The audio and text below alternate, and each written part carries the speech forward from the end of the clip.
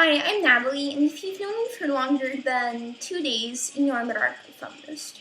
No, not the die-cis scum archetype the majority of semi-popular YouTube channels associate with that term, but an actual radical feminist. Radical feminism, by definition, is a philosophy that emphasizes the patriarchal roots of inequality between men and women. One of its many facets is recognizing that the patriarchal invention of gender is key in maintaining the aforementioned inequality. That gender is something you're socialized into since birth and is designed to keep women, or biological females, that have been socialized into femininity, below men, biological males, who have been socialized into masculinity. To put it simply, radical feminists stands on the whole two genders issues, that there are only two genders you can be forced into, but in a truly equal society, there would be none, and the only distinction between males and females would be just that, the biological differences. Our personalities would completely be our own choice. Jesus Christ, I'm reading this literally off my phone, and for some reason I can't read today. That's nice. Our own choice rather than stereotypes forced onto us through the system that is gender. This leads us to the conclusion, Jesus Christ, that man and woman isn't something we can identify as, but is rather something patriarchal society identifies us as, if that makes sense. This conclusion then leads us to the reality that you can't identify in and out of genders. Socialization isn't your individual choice to make. It's even in, the root word of socialization. Society.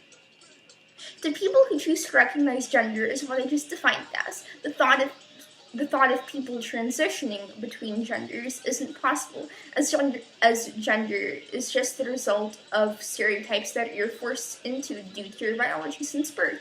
And regardless of what you do to your body, you're always going to be biologically the sex you were born. To radical feminists, being a woman is tied to the oppression females experience due to our sex, an experience biological males will just never have. The bottom line is we don't believe anyone can transition in and out of power dynamics. Just like someone who's black can't transition into whiteness and claim the power that comes with being white and vice versa.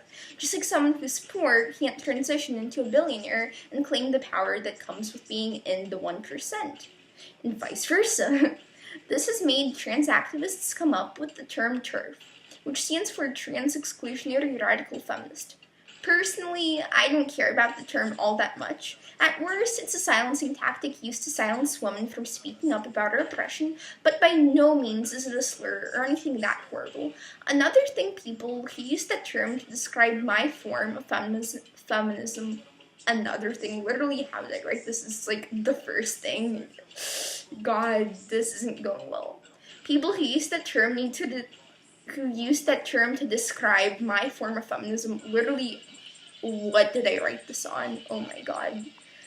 Feminism needs to recognize that historically, feminism wasn't formed to include anyone other than females. Only in recent years has the goal of feminism shifted from female liberation to an extremely vague notion of equality that everyone needs to be a part of. But that's a whole nother video. The entire history of that shift, I guess.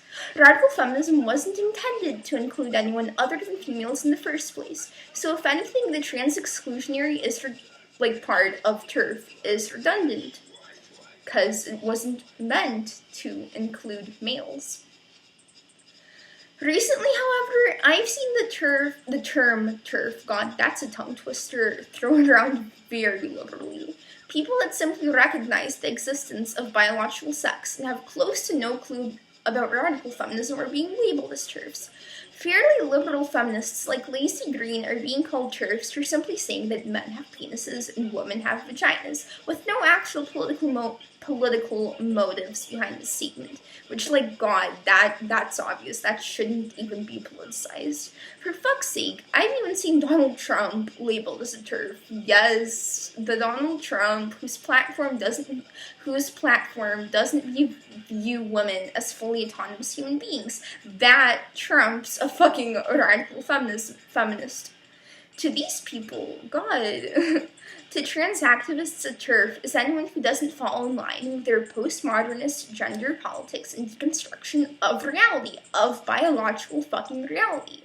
This proves that the majority of trans activists simply do not understand what radical feminism is, whether that be because they've blacklisted anyone who actually is one, or because they haven't left their intellectual echo chamber in so many years. I honestly don't know. Language is used to articulate thoughts, and obscuring the basic definition of concepts like radical feminism is pushing us further and further away from actual progress. Because if we don't have the language to describe our movement, sooner or later we won't have the language to describe our goals, and we'll remain stagnant as a society, as we won't know what to strive for, since we can't articulate what we want as a society going forward. So yeah, that was just my first video, I guess. That's probably not going to be the majority of my content on here, but yeah. If you like this video, it'd mean the entire world if you could subscribe, donate to my PayPal, or support me on Patreon. I have a lot of fun goals on there. Both links are in the description and in my About section of my YouTube. God, I literally just made it today. I can't speak English. So anyway, have a good one, and I'll probably be uploading a lot in the next few days. So yeah, see you in my next video. Bye.